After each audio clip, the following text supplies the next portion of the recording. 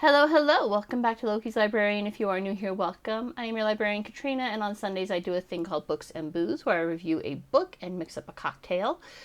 This month, I thought I was looking at ancient history, and to that end, this week's book is Sacred Knowledge, Psychedelics, and Religious Experiences by William A. Richards. However, this book had very little to do with ancient history, which we're going to come back to in just a minute. The cocktail this week, is Manna from Heaven. It is 1.5 ounces of Aquavit, a half ounce of Honey Liqueur, and a half ounce of heavy cream. So let's do this. So as I said, I thought this might be more information on the history of psychedelics and how entheogens advanced religion, kind of along the lines of Food of the Gods. It was not. Although the author does speculate that one of the 180 species of psilocybe mushrooms may have been the Israelites' manna that they ate while wandering through the desert, hence the cocktail, Manna from Heaven. Here we go. Perfect. Now, what it was the doctor. He is a doctor. He has 2 PhDs, I believe, in psychotherapy and one in religious studies. So he's kind of uniquely qualified from that perspective. And it's his experiences, both personal use, because he pretty much had to use for the doctorate, at least for the doctorate in psychiatry, because he was studying. This was in the late 60s, so it was before it was outlawed and made illegal here in the United States. He had, that was like part of the requirements, right? And he does talk about Timothy Leary. Oh my God, did I get that right? Shit, I think I did. Anyways, he talks about that, and he kind of defends Timothy Leary a little bit, because he gets really a bad rap. I mean, President Nixon once declared he was the most dangerous man alive, which is interesting, because all he was doing was advising people to think for themselves. Oh my God. This is quite stuck. Oh, interesting. There we go. Got it. Okay, so had to break that loose a little bit. So anyways, where was I?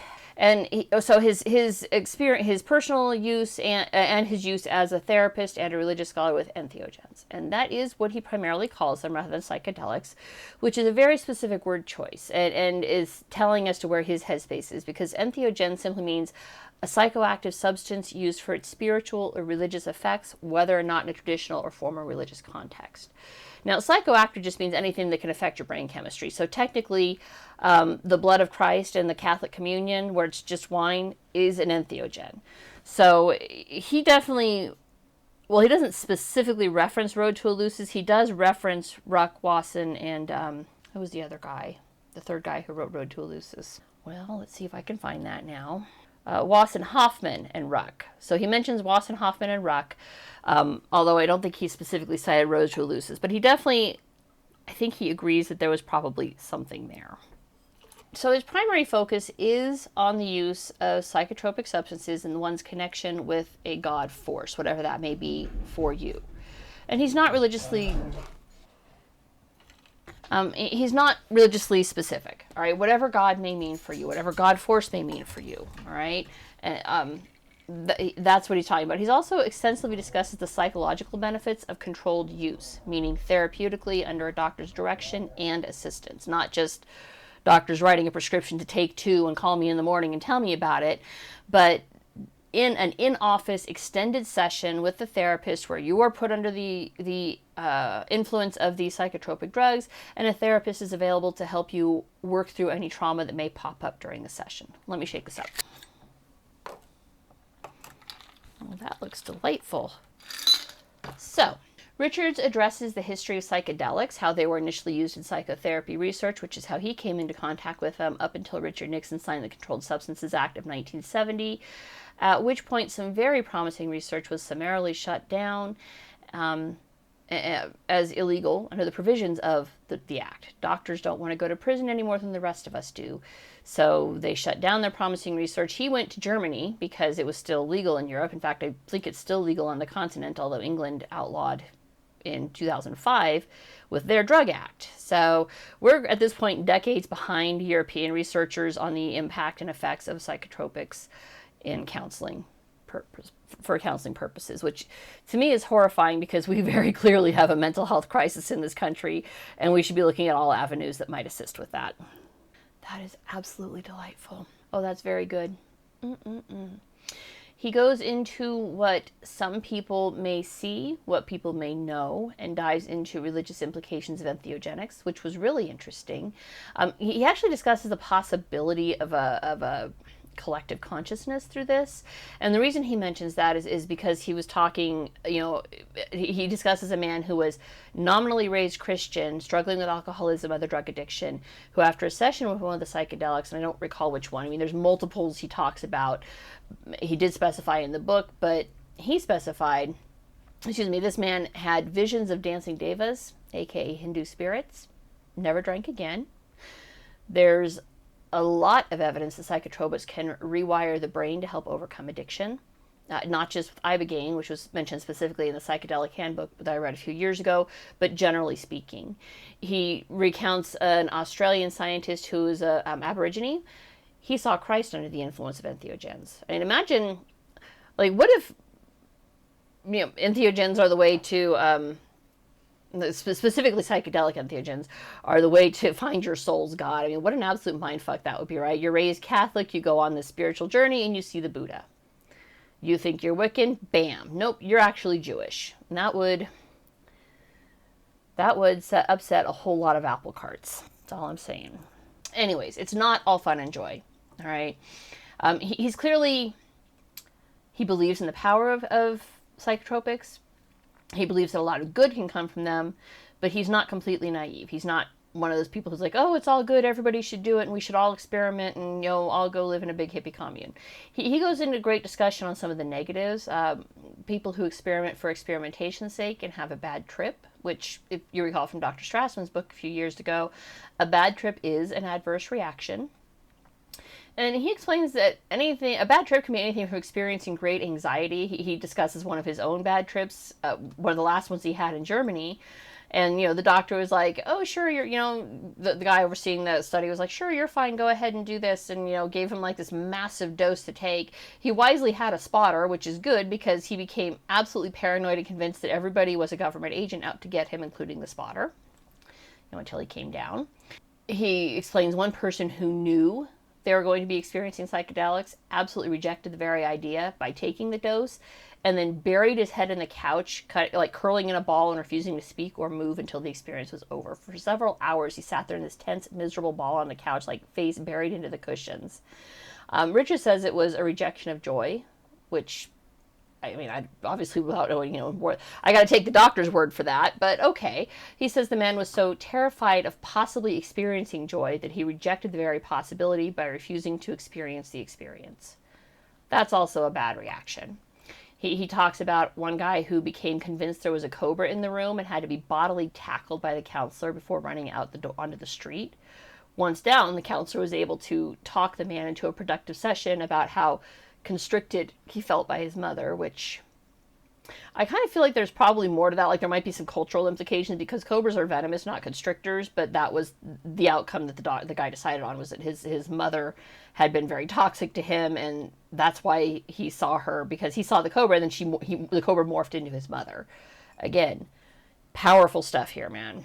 He discusses priests who thought they were going to have a holy experience, beatific experience, and instead ended up reliving and working through the trauma of being sexually assaulted themselves. You can open a major can of worms with these, which is why he very strongly advocates use under controlled circumstances with somebody you can talk with and who can talk you through the experience. And that's a pretty strong argument.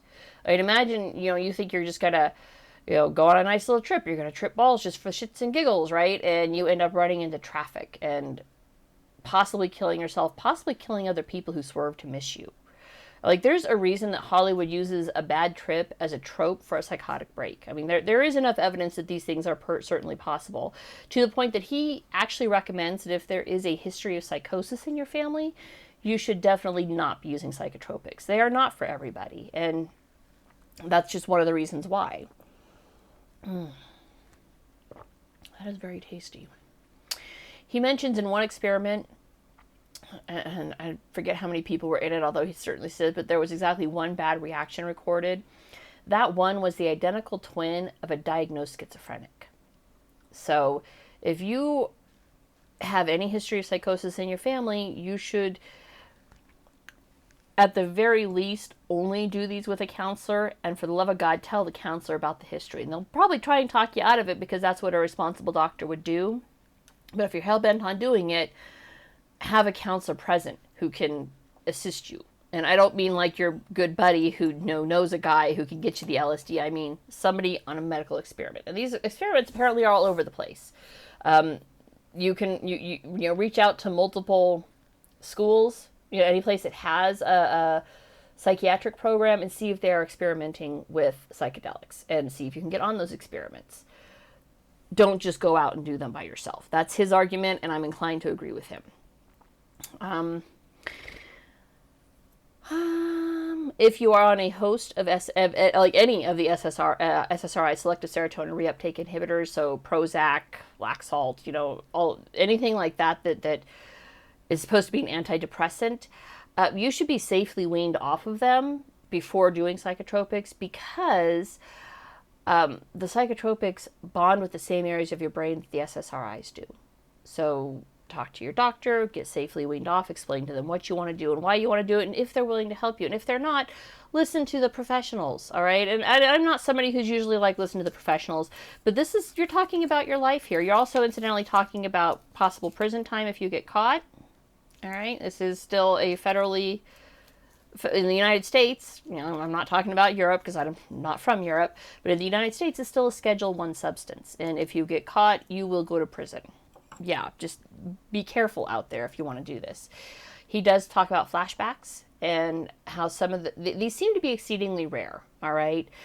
He didn't have a whole lot of direct information or reported information on them, but he also provides that part of that is because most of the experiments that he had been part of didn't actually ask about flashbacks during the follow-up appointment. So it's possible they're not as rare as he thinks they may be. And he says that flat out. He's like, this is, I never had one, but that doesn't mean they don't exist.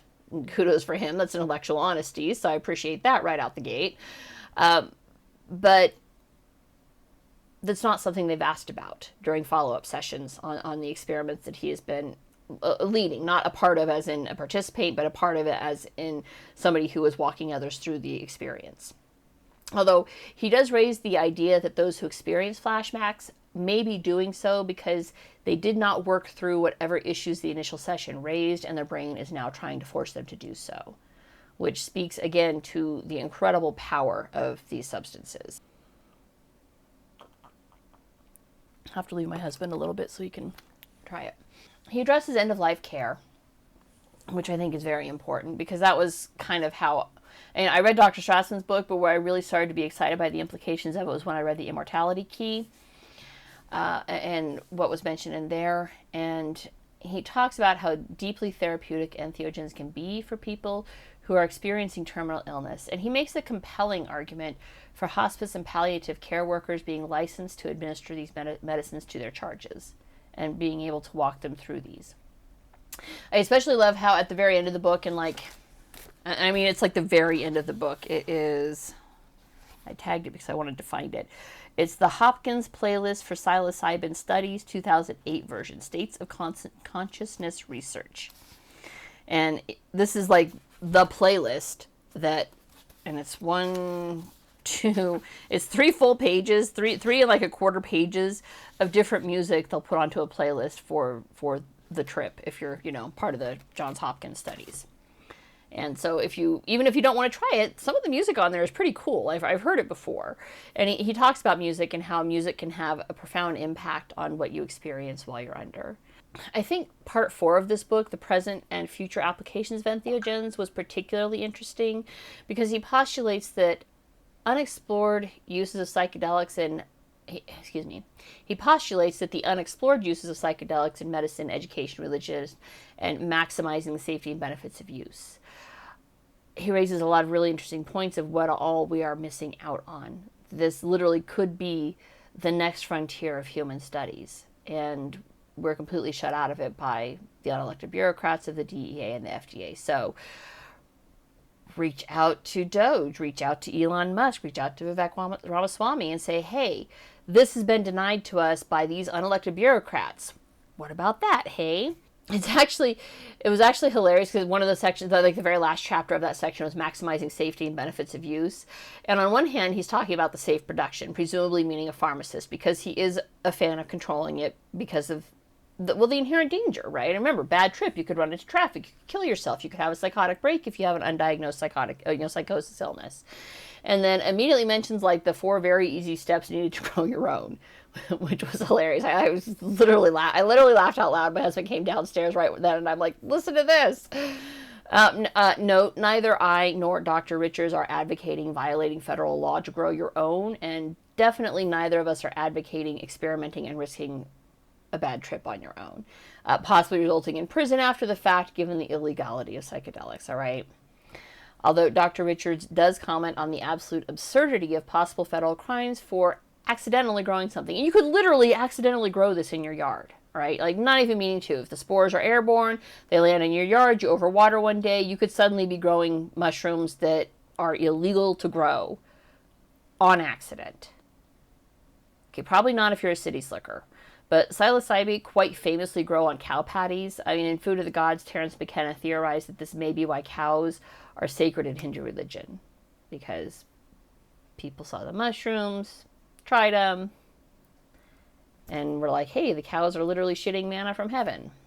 So, hey, why not? You know, it's a theory, and it's a hypothesis. Excuse me, theory is much more rigorous. It's a hypothesis that there's no reason yet to disprove. This book was not what I was expecting. Like I said, I was expecting more of this is how psychedelics possibly shape religion. Maybe I should have gone with the sacred mushroom and the cross. I don't own that one yet, but maybe I should have bought it. It still made for a very interesting reading. I still enjoyed it. I was expecting how it evolved, and instead received details on how it could evolve, along with a whole host of benefits that were all being denied by those unelected government officials. So again, reach out to Elon Musk and Vivek Ramaswamy and captain of all, Ron Paul, because he may not agree with the use, but he certainly agrees with your ability to use. I will say that while Dr. Strassman's book a few years ago convinced me that if you want to experiment, you should definitely have a spotter, someone to remain sober and make sure you don't hurt yourself or others, Dr. Richards has convinced me of the importance that that person should be responsible and knowledgeable either as a therapist or a member of faith, whatever faith may be for you. That's it for this week. If you liked what you saw, don't forget to subscribe. I'll see you guys next Sunday. Bye.